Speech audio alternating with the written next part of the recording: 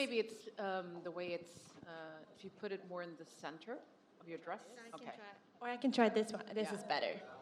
That's better. Okay, so right. yeah, problem solving. Yeah. So I am going to jump straight into it and ask you, I've read your business promotional material and it highlights the fact that you are female. So I wonder how important is it to your brand that the fact that you are women? Well, of course, we've developed products for women, so I guess maybe it's not that important, but of course we know women maybe better than men. And then, of course, we built the brand around Isabella and a brand that's suitable for the woman Isabella is. So in that sense, very important. But I don't think that a man couldn't be successful in the beauty business. I think they can. I mean, look at Tom Ford, what he's done for women. So I think it's more of the personality you are and doing what you love. Because ultimately, entrepreneurship is about doing what you love and passion. And for me, of course, I'm the biggest influencer in the Nordics, and I have a lot of course, female followers, and they love to see how I can manage having my kids. They are 3 and 5, being divorced, having my companies, and I started my first company when I was 16. So of course, it's being the typical female founder and show that you can do both. You can have your career and you can also have 2 small kids and make it happen. So it's important to be a role model. Yeah, well, you actually went straight into my second question there about role models because you mentioned that also in the promotional material. So is there other aspects of being a role model? You did mention a few things, that the fact that you're a mother of very young children. Apart from the fact that your businesses are extremely successful, what other parts would you say makes you a role model for your followers? I think they've been following my journey since I was 14 years old. Because I started my first blog when I was 14. I'm 28 today. And, they saw me. I moved out by myself when I was 14. And they have been following me my entire journey and see going from nothing, being bullied at school, having a lot of problems with acne, started my own beauty company together with Pingis, and today it's the fastest growing Swedish beauty company. So I think, being transparent, that they see the entire journey, both sides, and being very honest about all the sides in life. And show that everything is possible. And I'm quite a positive person, and you are too. And I think it's people loves to follow other positive persons. Yes, I think what you see today with Isabella and the growth, because you've grown quite a lot, and especially in the US the last year, is the way that you dare to open up your life. It's not, the polished, perfect, just beautiful images. It's that as well, but it's all the content behind. And you really get to follow a real person that you can relate to. I think that's what separates a lot of influencers today. A lot of them are just beautiful images, but the ones that you really get to know, that you feel close to, that it's really that friend online in a way. Yes. And you can see that, me always thinking about the business, we see that in engagement rates and the brands that you also collaborate with in your media channels, how high your engagement rate is. So this is obviously a very large part of your success and how you build your business. Is there a cost as well to you privately to be so transparent and have everyone understand everything about your private life? Would you say this is a dance on a bed of roses, or? Of course, it's both sides, and that is why it's fantastic to be here, far away from Sweden. But now, of course, and being a public person when you're a teenager and having the journalists writing things about you, and of course, being so. When you use social media and Instagram and Insta stories so much, people think that you're the best friend. And there are some guys, they don't know, we're not to know each other, but they think that we are doing that. So, problems with stalkers and crazy people. So of course there's a bad side of it too, but try to see the good things that, you know, we can have contact with 1.5 million people every week. And that's perfect when you want to develop products that you always can ask questions. What do you want? Are you missing something on the market? And for example, that is why we produced our Glow line, because people were tired of too much contouring and they wanted products with, you know, giving a lot of glow to your skin. So we asked the followers and they wanted glow, so we created glow. So you can use your, you know, group for your followers for that. I think I need to talk to you after the... I need some glow. You can steal the products on stage. But isn't it... I'm used to being the moderator with us too. That's why I start thinking about questions. But isn't it your positive attitude? Because I guess it would be difficult for you to be an influencer if you would kind of take in all the negative comments, but you more of look into the positive things of it. Of course, there's stalkers, negative comments, but you kind of see the benefits of it, like seeing what you can do. And I guess that's the path that you choose. You have the finger on the pulse of what people are really asking for and what they want. And you have a positive attitude all the time. You're like, okay, well, I do have stalkers. Okay, I'll get a security firm. And it's that problem solving all the time. Right. I think if you would get stuck into all those negative things, I don't think it would be feasible. I mean, I couldn't be an influencer, right? I tried blogging. It was just too much for me with the negative comments and people you don't know that kind of attack you. But you can just, you're like a goose. You know, I would never care about, you know, if I get 100 comments and maybe 10 of them would say that I'm too fat or something about my skin, you know, they can find anything, you know, people. So, and I think a lot of women maybe focus on the bad 10 instead of thinking about the 90 positive. And I'm quite good at, you know, only see the positive ones. And I've never cared about something negative because, you know, there's only 10 of 90. So I try to see that, you know, comments, it's a part of my job and I need to create the waves. Sometimes people are more positive and sometimes they are kind of critical against me, and it's okay. You know, I need to create feelings and emotions. That is why they will continue reading after 14 years. So they have to feel something. Sometimes they're mad and sometimes they're happy. I think sometimes clients will call us and they'll be upset, but if everything was linear like this around you, Isabella wouldn't be interesting. So it has to be those ups and downs, ups and lows. That's what makes interesting storytelling. And I think what we always say is all PR is good PR. That's the way you have to see it. I love when a CEO says that. Yes. All PR is good PR. I can just continue. I'm probably always the one, people are running into a room and look what they wrote about Isabella, and they're all upset, and I'm like, calm down. Yes. And then you see the sales figures climb. Yeah, and she's happy. That's wonderful. So this is also what makes you a role model, that you are positive and that you are able to pick out and see all the nice positive comments about you as a person and about your products, and disregard the ones, the detractors and the trolls. Yeah. Because there will always be people who are not happy for you. Of course. That's the part of social media. People will, you know, say bad things and write bad things. And it's okay. You don't have to focus on them. So in the beginning, when you started blogging and you were doing well business-wise, I read that there were some detractors in Sweden, Swedish financial circles that ridiculed you. What happened with that? Was that... how did you handle this negativity from the tie and suit, middle-aged male business circle? I didn't notice that, so thank you for saying.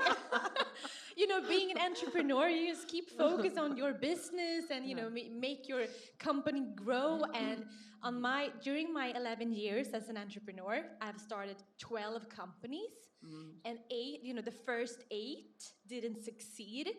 But, you know, we are crazy people, so we just continue starting the 9th and the 10th and 11th. And, you know, if you're thinking about the old man's in Thai, it's very hard to concentrate on your firm. So, you have to just, keep stuck, keep just working with your company and, team up with a fantastic colleague and don't care about people, what people are saying. Yes. And I think maybe that's my biggest strength in life, that I never, I never care. Yeah. I just want to be happy and, run our business together and travel. Want us to glow. Yeah, maybe that's the glow. Everyone's happy. You kind of need that internal compass to know what's right and wrong within yourself. If you just keep on listening to everyone else, absolutely it gets true. messy. Yes. And I think maybe there's a lot of younger people who follow you, females, who really need this message in this day and age. Yeah. So you're both brave and inspirational. That's and we, lovely. we're the same. That Yeah. we're grounded. We have, big visions, and with Lowengrip, our beauty company, the goal is not to create, any beauty company. We want to create the new Estée Lauder. We want to be the new Chanel Beauty. So we have big goals, and it's important for us to have big goals because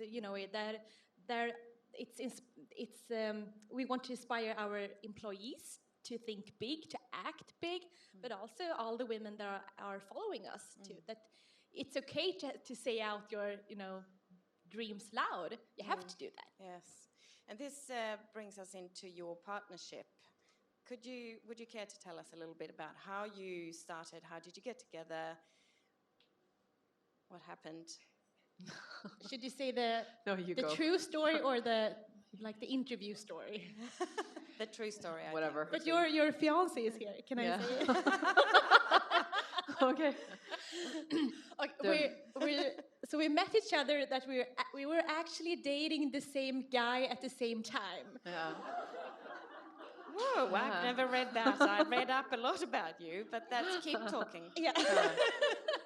And we've never had an argument in, 7 years? No. So when we realized that we were seeing the same guy, we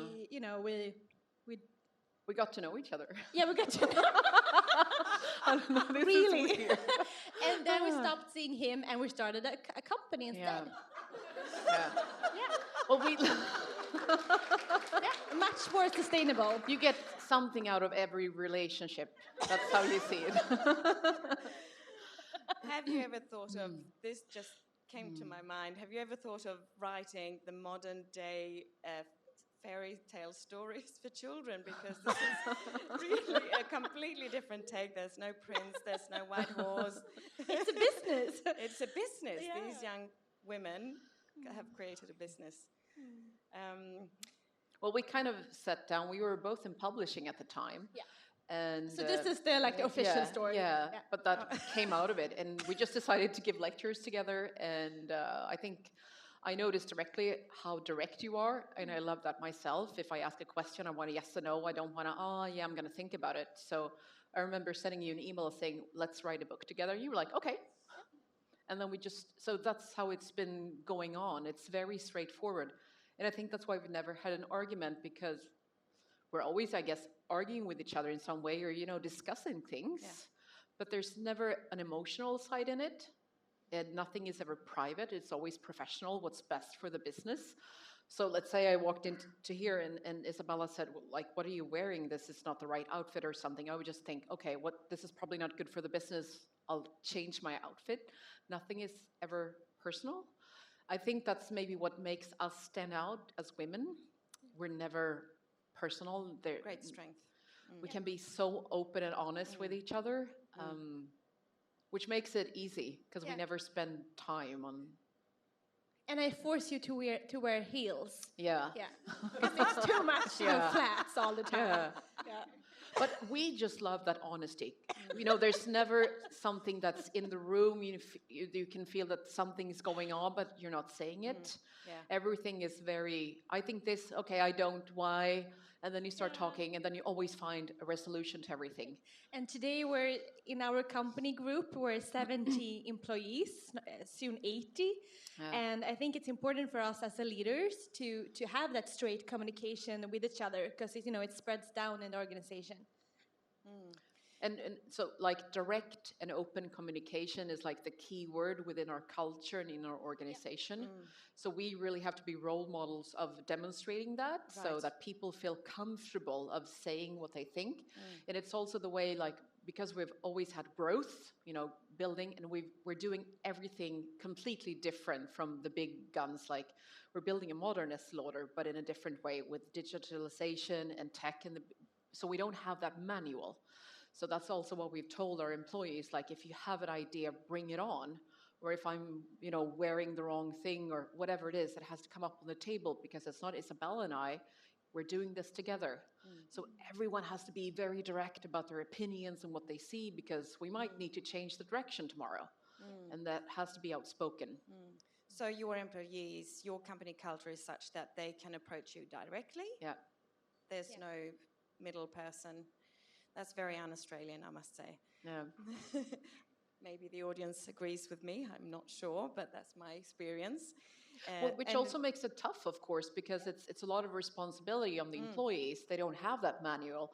They come to work and they might do something completely different today from what they did yesterday and tomorrow. So because we're constantly agile, which we love, but it's a different way of working, of course. And I think if you have a dream to start your company, I think the most important thing is not always the idea. It's, the team behind it is more important. Because you can have the best idea in the world, but if you are having the company with the wrong people, it would never succeed. You can, struggle for 1 year, but then the passion and the energy will be gone, and then you have to do something else. So and never run your company by yourself. We're also investors, and I will never invest in one person, because the risk is too high, and it's always better to work with somebody else so you can give each other energy. And how do you two work together? What makes you the perfect team? We have completely separate roles. And she loves Excel. Do I? And I hate that. What a freak. That's the only difference. No, but it's kind of hilarious when you look back into it, because we have this piece of paper on the wall, because our first project was to write this book on financial literacy, Economista, which was about, agreements, prenups, doing budgets, everything. So kind of stuck to that first agreement, which is so vital. So I said, I want to manage the business. And I mean, your role was kind of clear, but also Isabella's in charge of the product development. So it's completely different. I manage, general management, sales is my passion, and Isabella's is product creation and the whole brand building. So I think that's a key as well when you're building a company. When I look back, maybe the wrong things or why I didn't get started earlier was you have to do what you're passionate about. I don't think I was honest to myself that I loved sales, how fun I think it is. I'm crazy about that. But you have to do what you love, because every day is a struggle. So you just have to love it. It's like what you grew up doing as a child. If you can do that as a living, then that's perfect. And I think all our employees, were asking them after 6 months, do you want to do something else? How can we change your role in the company? Because it's so important for us that they are doing something that they actually love, that they have passion for. Because that's the only way for us that they are doing the extra every day. And then, somebody else can do something else. So, being passionate is the only way to make that extra every day. That is why we're growing so fast. And I think it comes back to your first question, like, and what Isabella said, it might not be a product or service or invention that makes the great company. No. It's what you do every day. Yeah. So if you have passionate people in your team that are doing great things every day, that's what makes it, the snowball effect. So are you saying that you might get people to change roles within the company and try out different things, see how it works? Or they learn to delegate. And so they're choosing the things that they actually are loving in the work, and the things that they don't love, somebody else can do it. And that is how we are growing.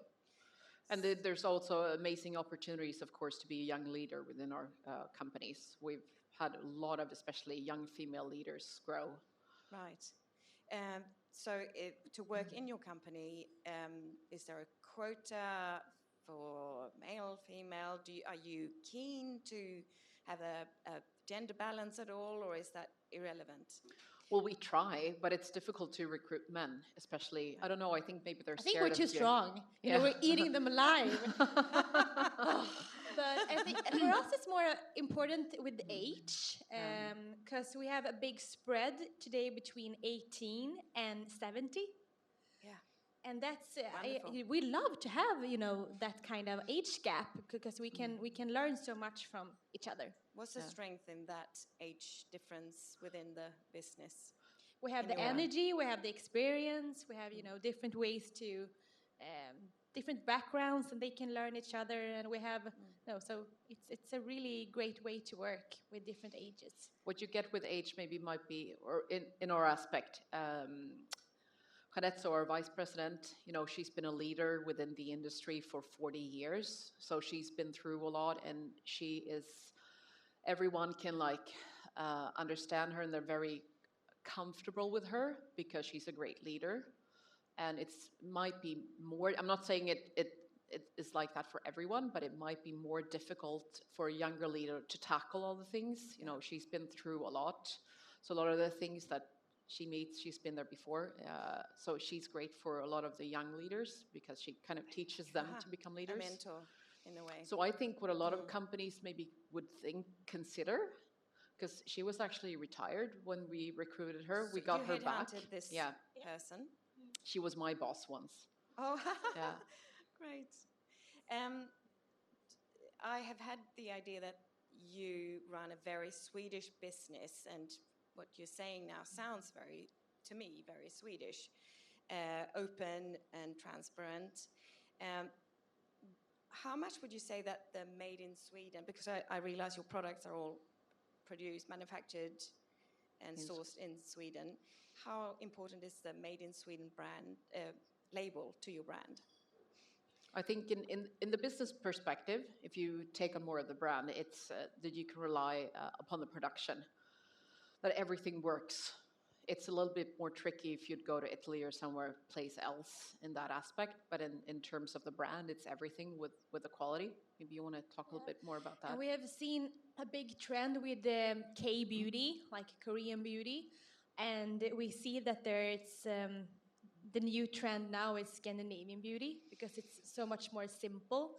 Instead of using 16 products, it's enough with 3. And we see that the consumer is, they want more clean products. You know, Scandinavian beauty products, they're growing worldwide right now. And we see that there's a big demand for Swedish great products. So we're growing in UK, in the US, and we're, you know, about to launch here. And so would you say that you use Sweden as a brand enhancer? Is that just the word Swedish or Scandinavian? Does that help you sell more products?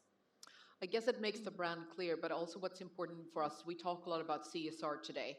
And CSR for us is something that you do every day within the business. So of course it's valuable for us that we know that when we produce in Sweden, our factories are the most environmentally friendly in the world. We know that all that we do, everything is sustainable. What we give back to society, and we can. We know what we do is good for the environment. So that's a big thing, and of course it's immensely important for the brand. Of course, because how do you it's do good quality. sustainability? How do you do that? Well, it's of course how the factories are. I'm trying to find the word. How they're certified. The whole production process we have the highest environmental standards within the European Union. So they have the best environmental facility in terms of the facilities. But for us, being sustainable is in many different ways. Is that it's important for us to have like a family-friendly office, that it's okay to have your kids with you. It's always barnvagnar. Trolleys. Prams. Yes, if you're all the time and it's always babies upstairs. So it's being sustainable. It's many different ways. So trying to, in my life, it's important for me to have both career and family, and we want to help our employees to make the same. That's one way to work sustainable. that touches on the company culture as well. In terms of the packaging, just getting back to you with the factories, they have a code of conduct that they have to follow. And I think another thing, what we think is really important as well, is all the people that work in the factories. What kind of environment do they work in? That's an important thing. It's not just this product and the paper, the plastics we use, how good it is, and how much we give back in terms of recycling schemes, but also the work environment with the people working with producing these every day. And that's the thing I think one forgets when you talk about what is organic, that this is also, producing in Sweden is also fair trade. Right. Can you tell us about the Second Chance initiative?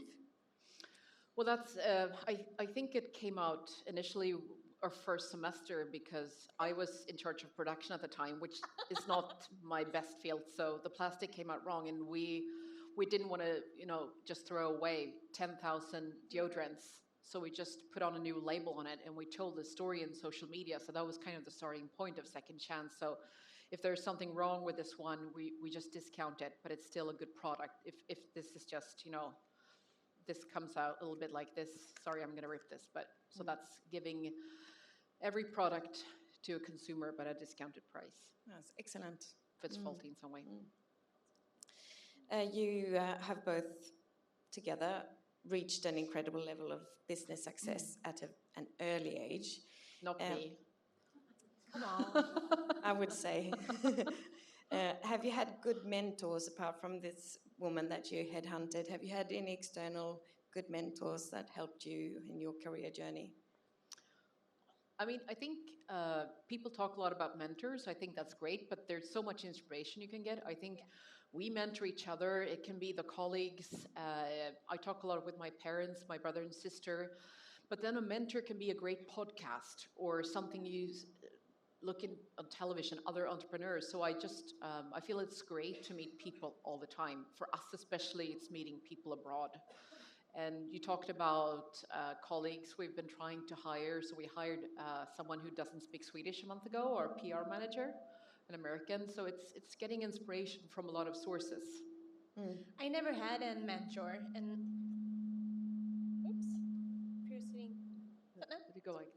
and when I was moving out by myself when I was 14, I didn't know anybody. Oh, so maybe it's two. So moving out, didn't know anybody and didn't have any mentor or a parent or somebody. So I used my first money used to buy people lunch. So I reached out to everyone that I thought did something inspirational or cool, and we were eating lunch, and I built my network from that. And no mentor, but like Pingis said, a lot of podcasts, a lot of TED Daily, a lot of books, and a great book that I read a couple of years ago was 0 to 1 with Peter Thiel. It's a perfect book, if you're starting your first company, because it's so hard to go from 0 to 1 instead of 1 to 10. So the first steps are so important. But you're talking about networking, and I've even given lectures on networking. So I think it's great, but maybe you don't have to stick to one person. I think what I noticed, because we get so many emails every day with people that just say, can I buy you a lunch? And I don't have the time. That person needs to understand. I think that's what started my journey. Was I always said to the person I wanted to meet, when it was David and Goliath, I can give this back to you. Yeah. So I did have a mentor a couple of years ago, Eric Penser, who was then my role model in finance. I was very clear towards him, I'm going to give you this back. Like, I helped him find women for his bank. What I noticed today is that many people just say, I want to take you out to lunch. And sorry, I don't have that time.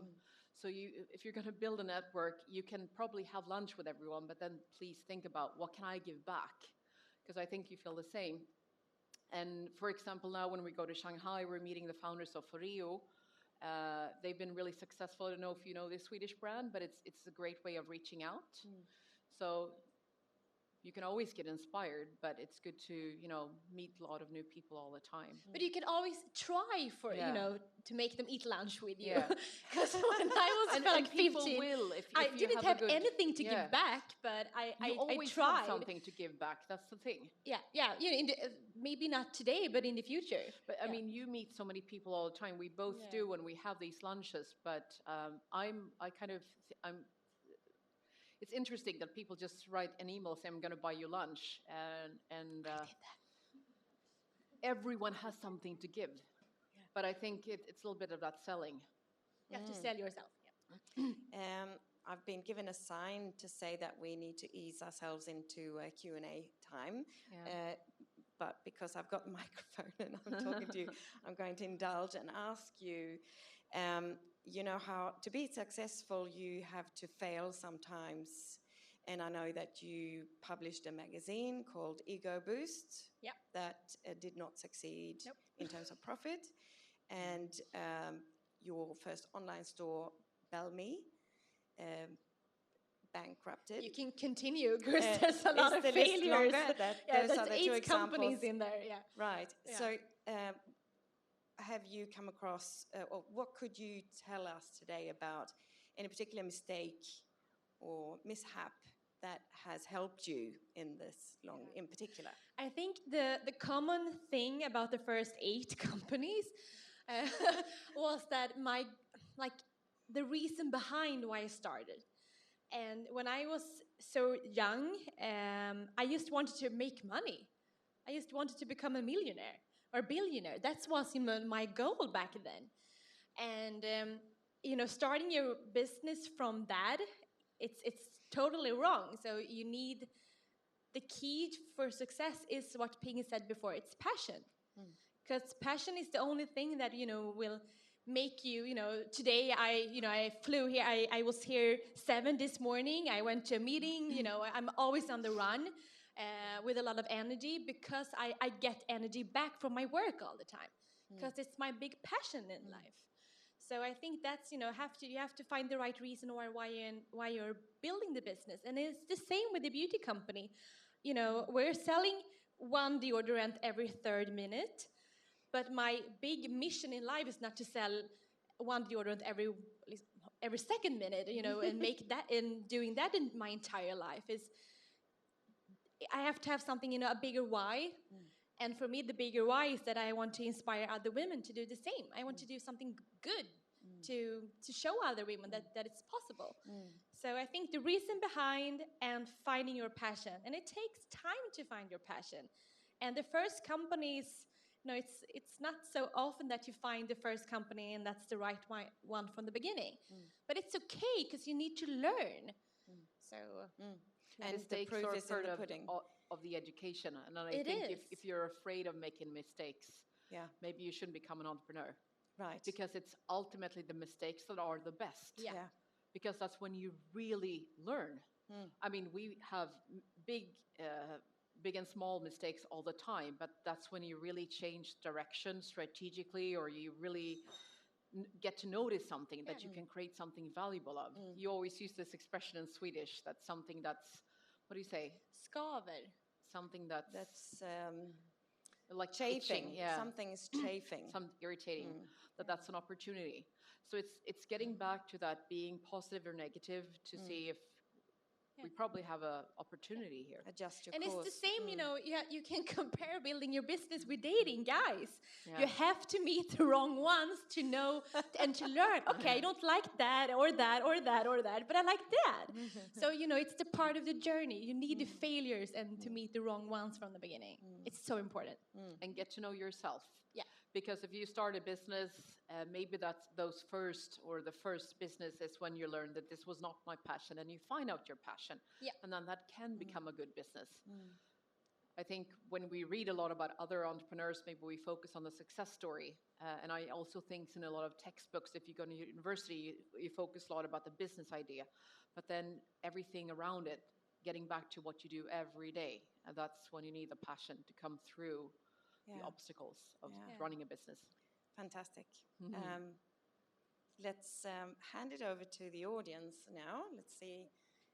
Do we have anyone who would like to kick it off? Yes, this lovely lady here.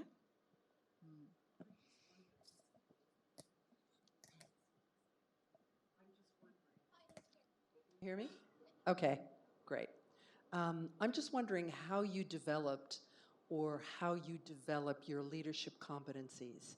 It's really important as an entrepreneur to have a certain mindset. It's equally important to have leadership competencies. Can you tell us some ideas? I have to be honest and say that I hate being a leader. I do, and it's, you know, it's okay to find out what kind of entrepreneur you are. And I'm a great visionary. I see the ideas, and you know, we want to succeed that, we want to become the new Estée Lauder, but being the daily leader, I hate doing that. So then you have to realize that, you know, if you're not the best of doing that, you have to find others that are really passionate about being a leader.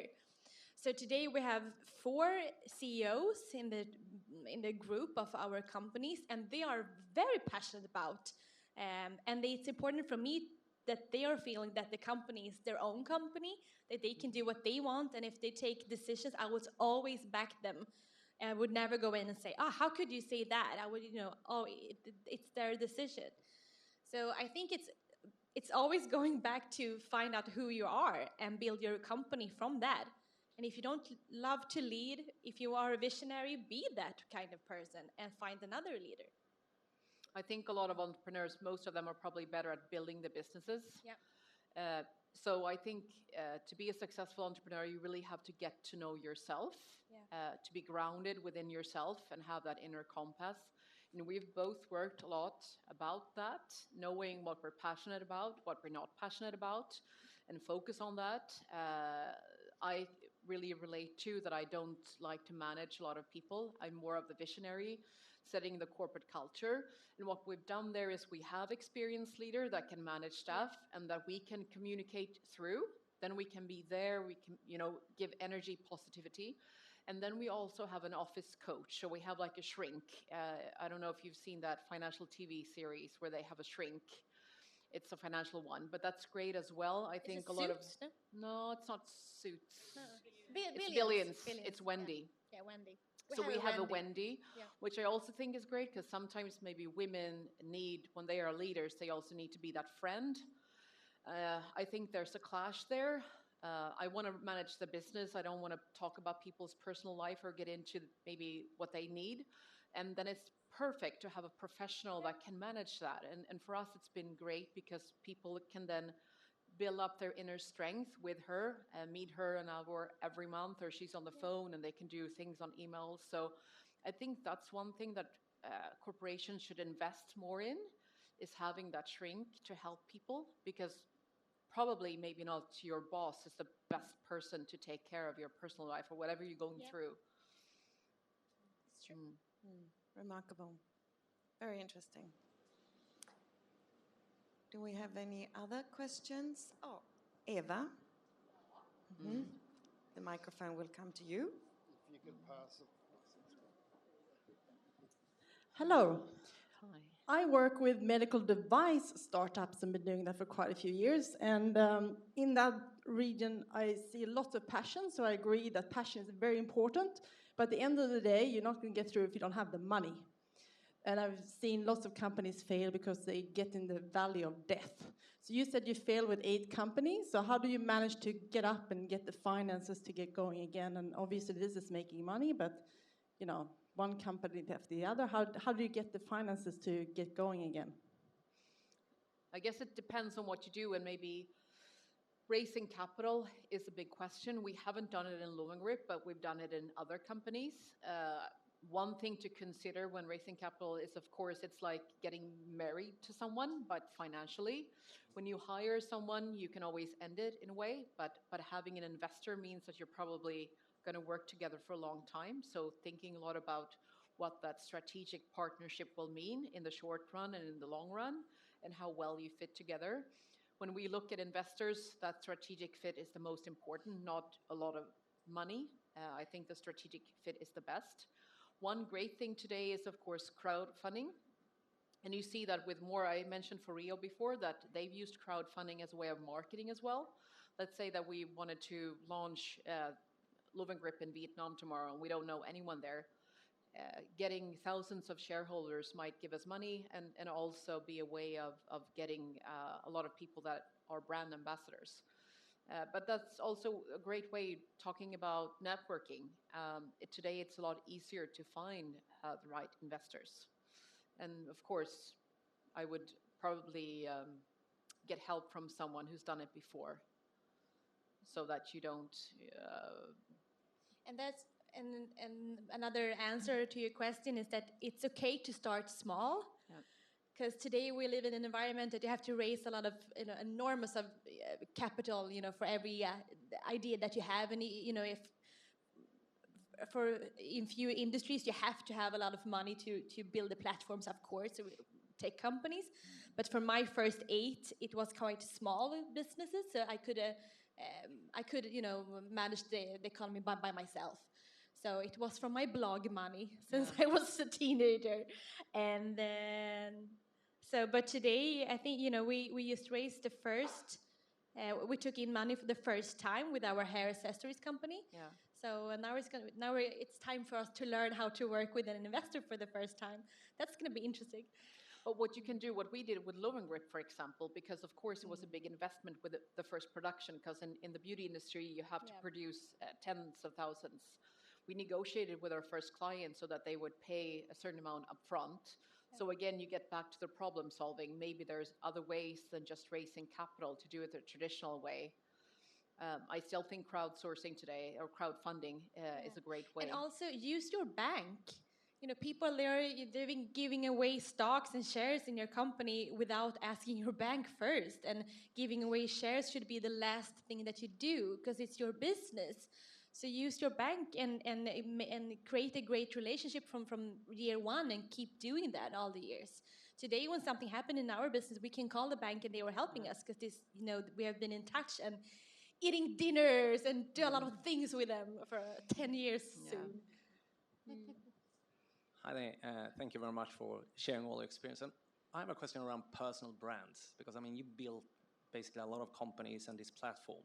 So can you touch on that journey? And this time and age, everyone has a personal brand and need to develop that further. So can you touch on your journey and what you see coming next? Sorry, what's coming next? What's in the next stage of building your personal brand, regardless if you're your own company or your employee or? The big goal is to become the world's the most powerful woman in the world. That's actually my goal. And somebody has to have that high goal, and I can have that. So I'm going to work hard for that, of course. Building the beauty company, and keep building my platforms, and keep scale up everything that we do. Today we have another company called Nordic Tech House, and we call ourselves being a venture builder. So the thing that we are doing is actually build brands. So Lowengrip is one. We have another shoe company. We have another hair accessory company. We have a budget brand soon. So just keep, creating brands, because it's like reinventing yourself in a way. Yeah, of course, that too. But and grow with others who already are growing. For example, where we're selling our beauty company at Amazon, and people are afraid of Amazon, especially in Sweden. So don't be afraid of the giants, work with them. And for us, building brands, very strong brands, then it's a perfect match to work with giants as Amazon, for example.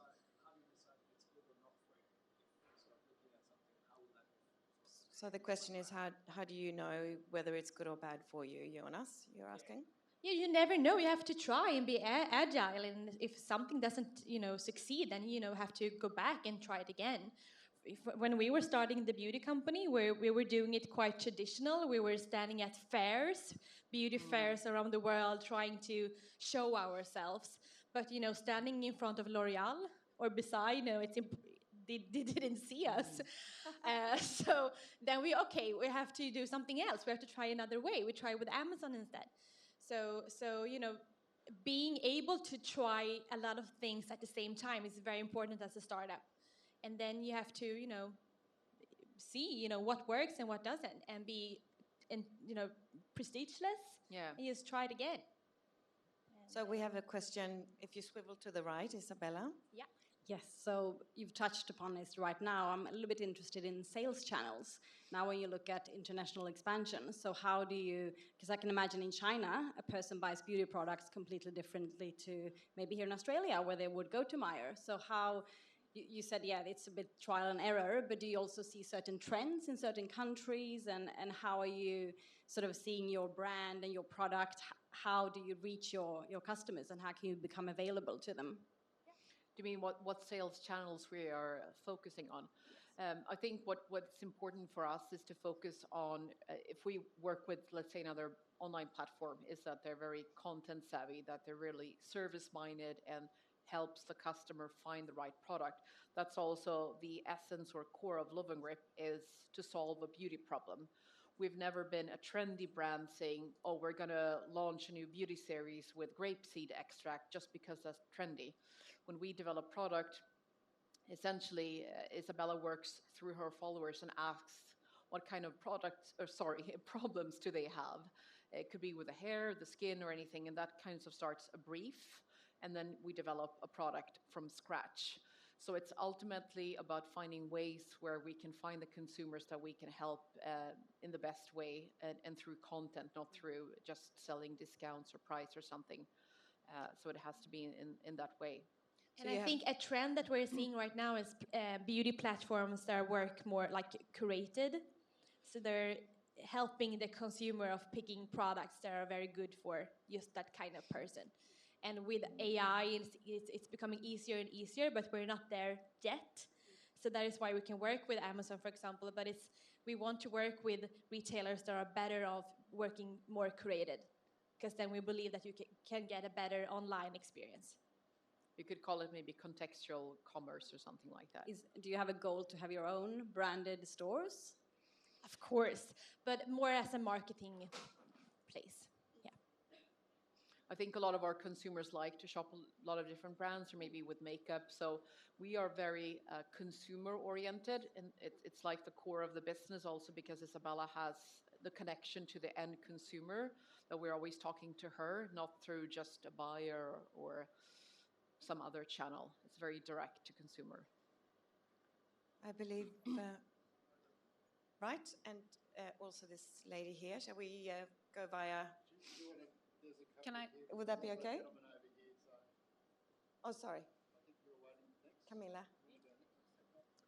It's a little bit in the same line, but my question is, the balance between one shot, one opportunity to have it perfect when you launch something or a project or communication, compared to if we don't do it today, we will never do it.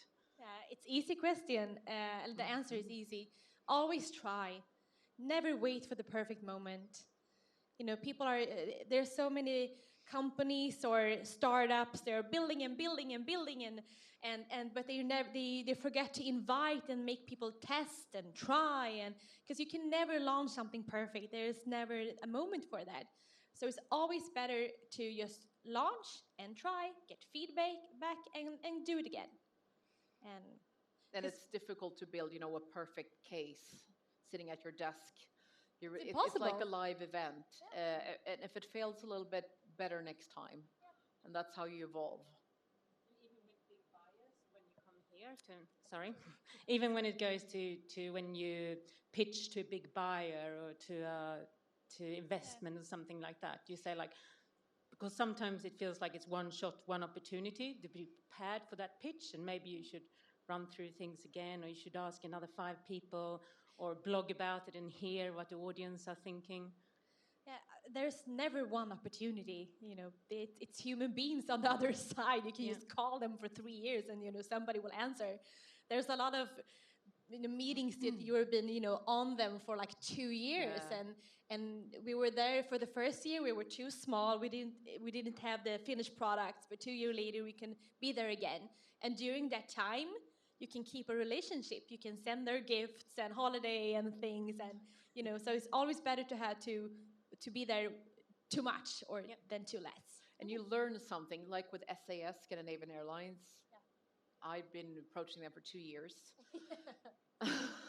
Yeah, Now we're give up. selling them. And now we're their crew favorite, like one of our products. So it's never, you learn something from everything you do. So don't sit and wait. I think you just build up a lot of unnecessary negative energy if you just sit and wait. Just go for it. Perfect, thanks.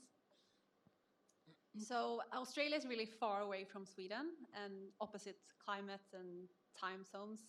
So how come you decided to enter the market now and not in 2 years or 5 years? So what was the key? There was a good opportunity here. And then in terms of business culture, I think they're quite the same. Might be something you don't think that much about, that people maybe look into. The US has almost 400 million people, China 1 billion, things like that. But when it comes to doing business, it's ultimately comes down to people. And it's kind of the same business culture here as in Northern Europe, which is great. So it's easier in that aspect. And you can rely upon people, so it's great for us, and it's market in size, which is good, and the brick and mortar retail here is really good, so that's why we chose it. And then it's a beautiful country. Don't mind being here, if I say so. Agreed. We have questions on that side.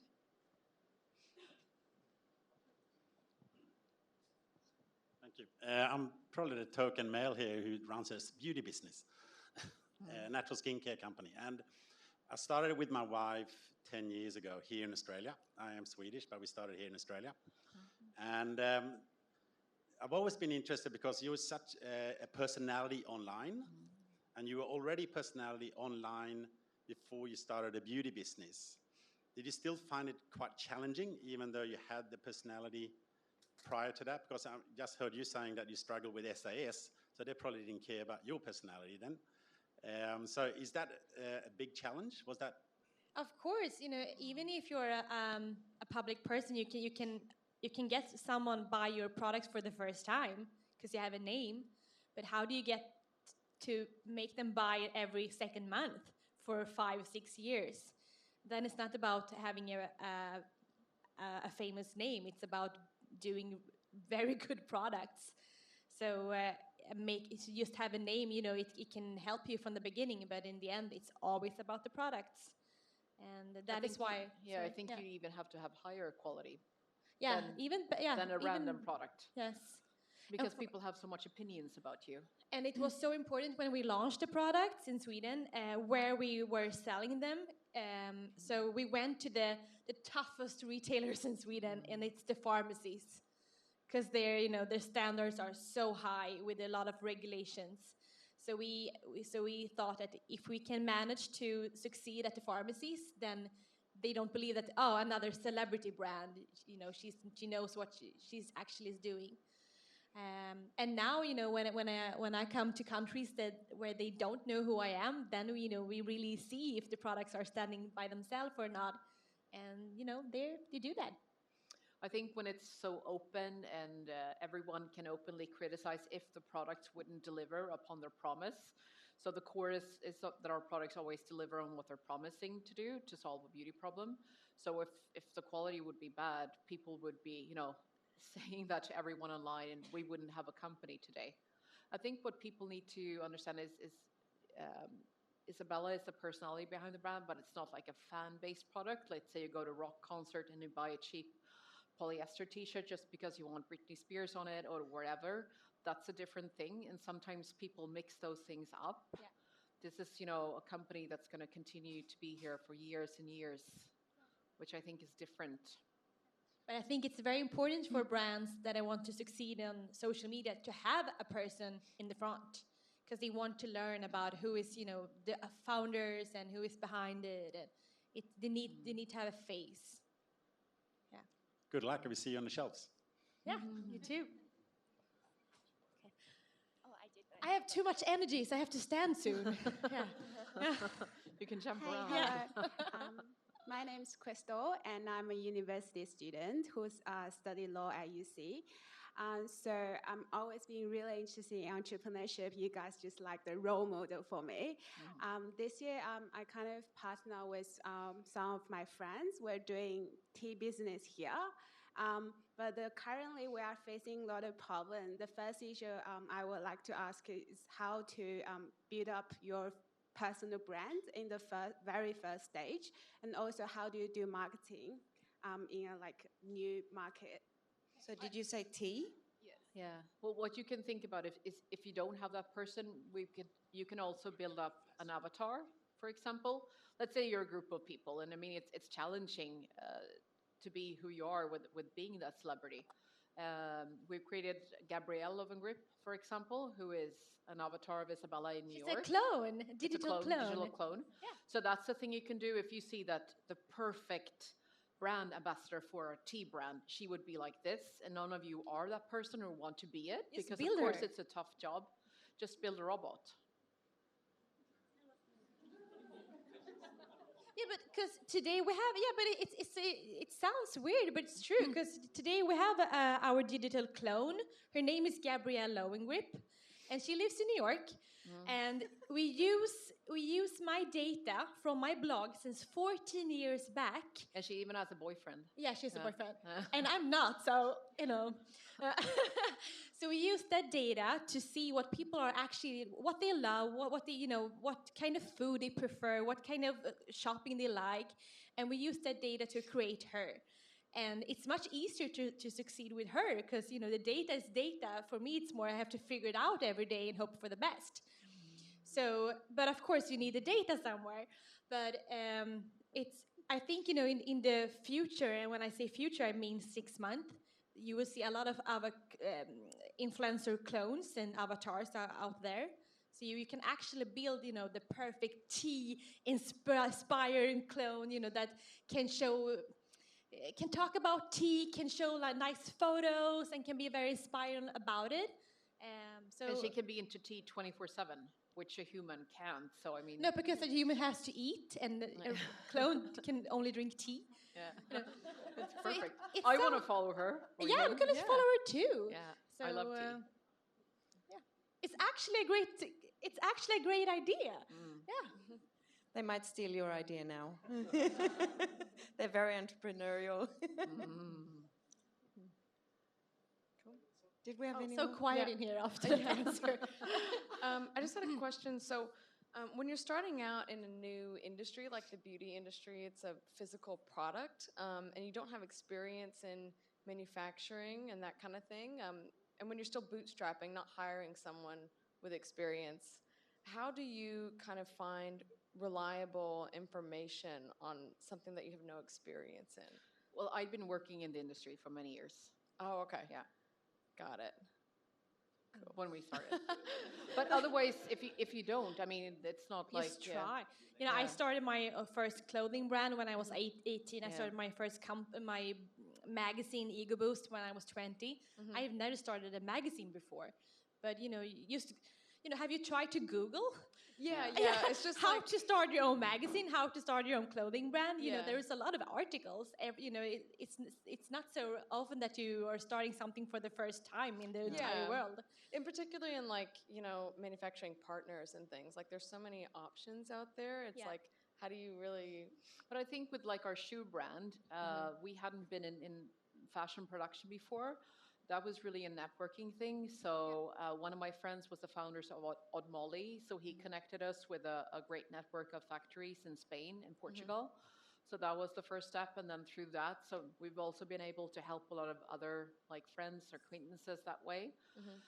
That's why networking is very important, because it's someone you can rely upon, and usually it's efficiency. I think in the cosmetics industry, it's maybe a little bit more difficult because there's so many manufacturers, and we build up our product recipes ourselves, so we have a different way of doing it, but it's just trial and error otherwise. Yeah. When we were finding our first factories, it was of course to meet them and see what they were like, to get along. And the ones that we're working with, we've been with those chemists for more than 5 years. But, use LinkedIn. If you're going to start a company within a special industry, search for another one that are already doing that, and just ask. Take the person's number and ask, how did you do? How, can you help me? People are quite nice. They want to help.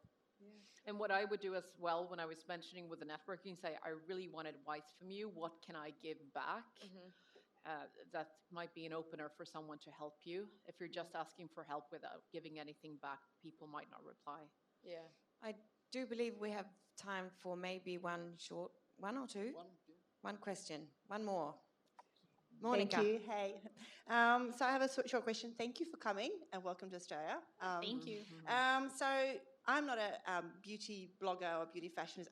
I am a Estee Lauder convict since I was 14, 15. So this is a new thing for me. But I'm Instagram like everyone else, and I came across a from Lithuania, I think, a fashion brand. That's where I found you. So I'm wondering, what is your next step when it comes to collaborations with fashion brands? Big Maybe it fashion was brands, because you Liliano. said, do you got anything going? Got any Australian things going? No, so we just invested 1 year ago in a new. So we already own a shoe brand called Flattered, and so 1 year ago we invested in a clothing brand called Style In, and they're actually going to launch here now, is it? Yeah, it's actually one of my friends is becoming an agent in Melbourne. Yeah. So it's a typical like Scandinavian clothing wear, very sustainable. Everything has to match with each other. Few pieces. You can travel with everything, and it will never not like wrinkles and stuff. So instead of doing a lot of collaboration, I want to own everything. So that's my strategy. Yeah. So I think, do we have time for We do, yeah. one more?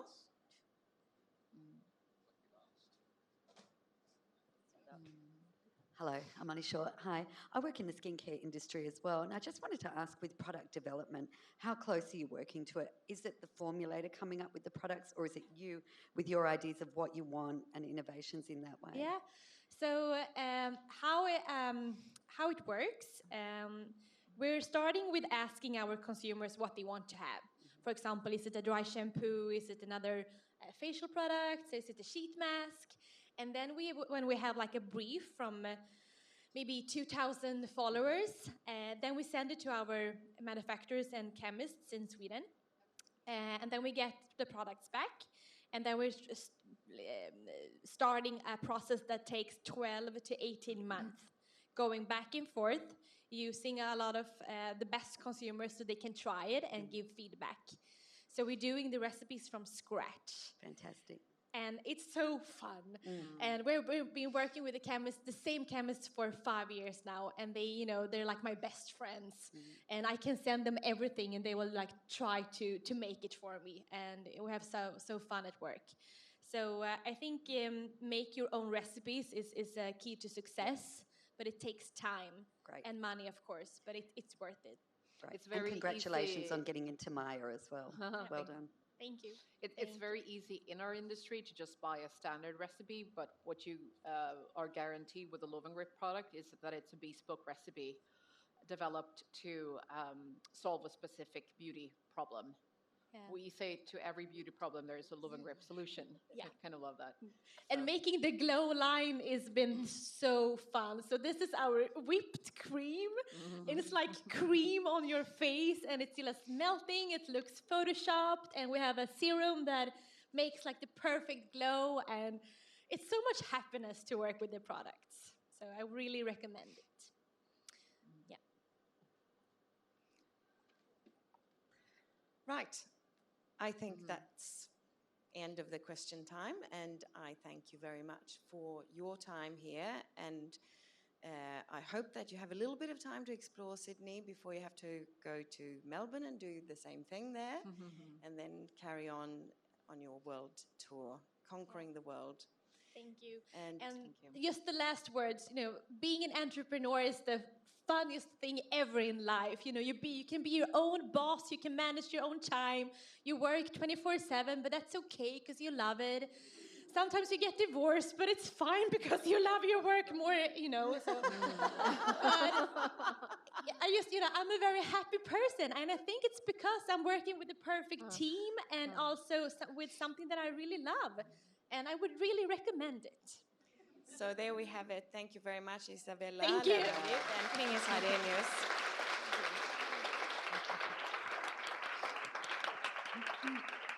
I'd also like to thank you on behalf of the Swedish Australian Chamber of Commerce. It's been great working with all of you, including including the Sydney School of Entrepreneurship.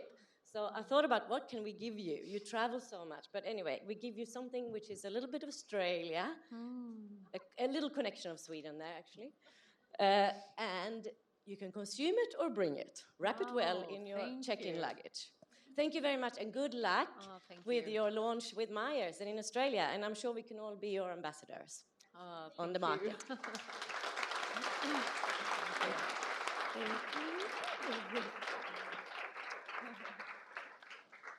I also would love to thank Jonathan and Erin for doing such a fantastic work facilitating this evening. Here we go.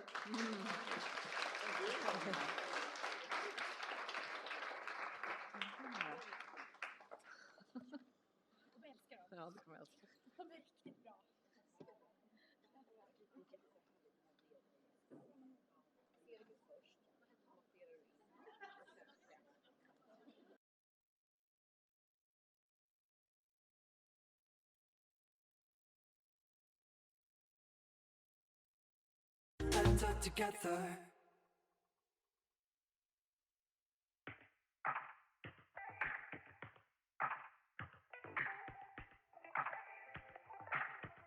Something isn't right, I swear. Please help me come back home. A load too much to bear. Is there someone there? 'Cause I've never felt more alone. Something doesn't seem quite right. It's a disaster in motion. From the greatest height, see it burning bright as fire rains over the ocean.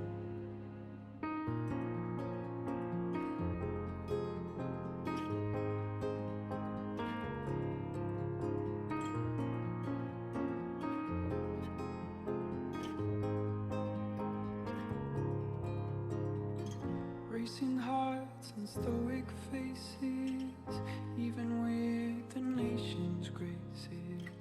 Wave goodbye, give a subtle nod. Free fall, touch the face of God. Push through an icy sunrise, hung in the air like northern lights. Mother's hushes and camera flashes mistook the stars for hiding places. Something isn't right, I swear. Please help me come back home. A load too much to bear. Is there someone there? 'Cause I've never felt more alone. Something doesn't seem quite right. It's a disaster in motion. From the greatest height, see it burning bright as fire rains over the ocean.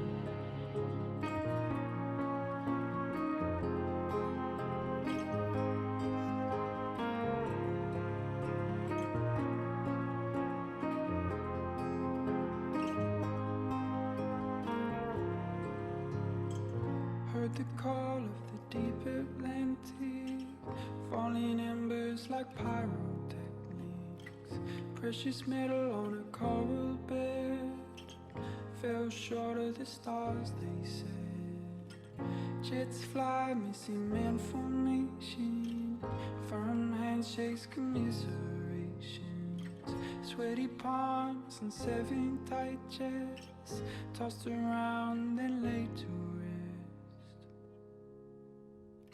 something isn't right, I swear. Please help me come back home. A load too much to bear. Is there someone there? 'Cause I've never felt more alone. Something doesn't seem quite right. It's a disaster in motion. From the greatest height, see it burning bright as fire rains over the ocean.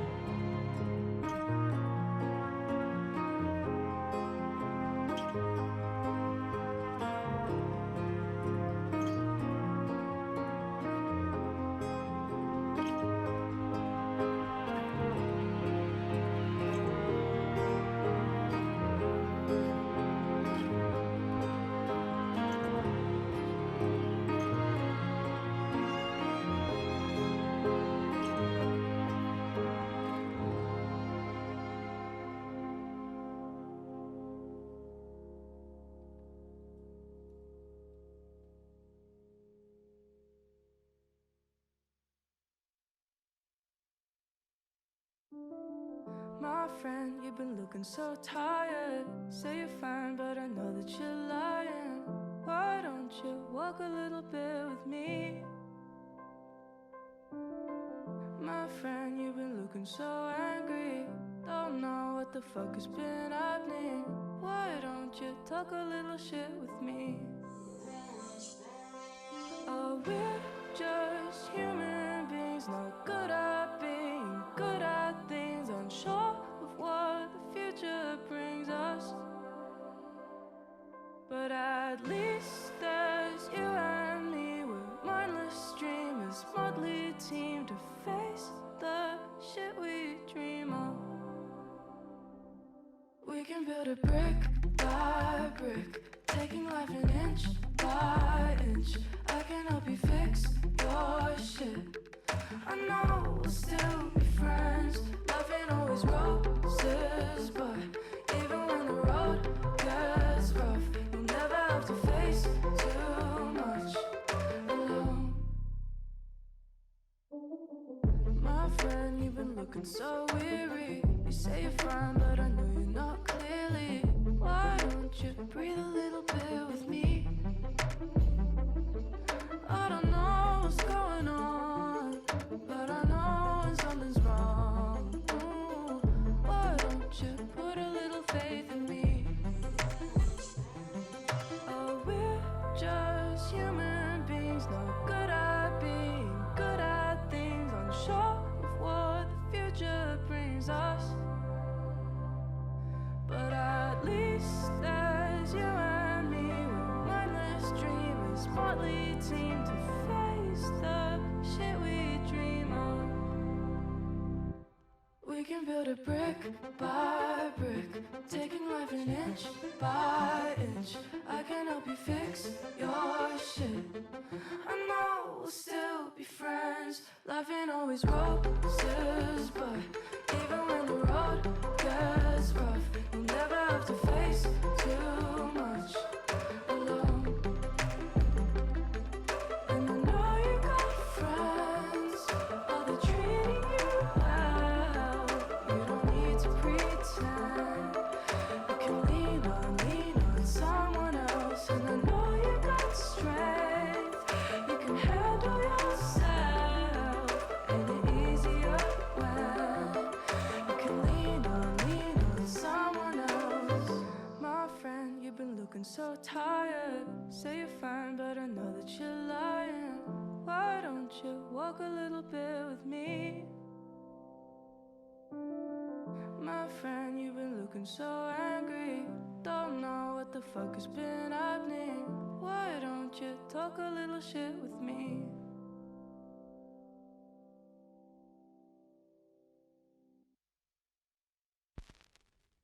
Eyes open, I'm wiser as sun goes in. You're just a white rose when the sun is out. Mind open, you and me are frozen.